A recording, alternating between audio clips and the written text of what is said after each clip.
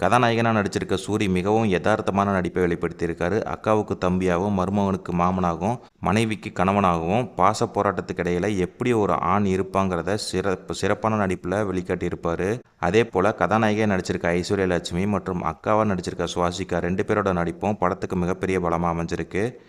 தங்களுக்கு கிடைத்த ஒவ்வொரு காட்சியிலையும் 2 பேரும் நல்லா ஸ்கோர் பண்ணியிருக்காங்க. குறிப்பாக எமோஷனல் காட்சிகளில் வேறு லெவலில் நடிச்சிருக்காங்க.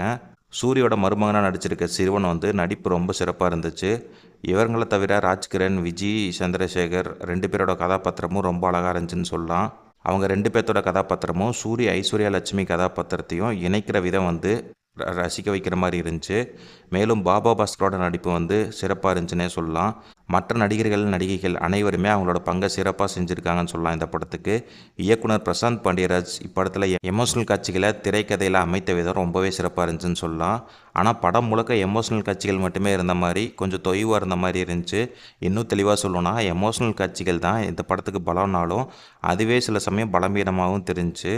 ஆனால் இந்த படம் எல்லாத்துக்குமே கனெக்ட் ஆகுமான்னு கேட்டால் அது சந்தேகம் தான். குறிப்பாக இந்த காலத்து 2K கிட்ஸுக்கு எந்த அளவுக்கு கனெக்ட் ஆகும்னு கண்டிப்பாக தெரில. மற்றபடி படத்தில் குறை சொல்கிற அளவுக்கு பெருசாக எதுவுமே இல்லை. எடுத்துக்கொண்ட கதைக்களம் திரைக்கதையில் எமோஷனலாக வடிவமைச்சு திரையில் அழகாக காட்டியிருந்தார் இயக்குனர் பிரசாந்த் பாண்டியராஜ். மேலும் கதாபாத்திரங்களை வடிவமைத்த விதம் ரசிக்கும்படியாக அமைஞ்சிருந்துச்சு. ஒளிப்பதிவு சூப்பராக இருந்துச்சு. பின்னணி இசைகள், பாடல்கள் படத்தோட ஒன்றி போகிற மாதிரி இருந்துச்சு. எடிட்டிங்கும் சிறப்பாக இருந்துச்சுன்னு சொல்லலாம்.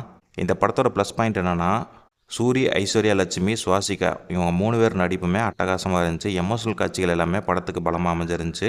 கதைக்களமும் சூப்பராக இருந்துச்சுன்னு சொல்லலாம். மைனஸ் என்னென்னா, சில இடங்களில் ஏற்பட்ட கொஞ்சம் தொய்வு தான் கொஞ்சம் மைனஸாக இருந்துச்சு. மற்றபடி படம் சூப்பர். மொத்தத்தில் மாமன் படம் ஒரு எமோஷனல் ரைடுனே சொல்லலாம். இந்த படத்தை நான் பார்த்துட்டேன். என்னோட ரேட்டிங் 5க்கு 3 கொடுப்பேன். நீங்களும் இந்த படத்தை பார்த்துட்டிங்களா இல்லையா? உங்களோட ரேட்டிங் என்ன? உங்களோட கருத்து என்னன்னு சொல்லிட்டு மறக்காமல் கமெண்ட்டில் சொல்லுங்கள். தேங்க்ஸ் ஃபார் வாட்சிங்.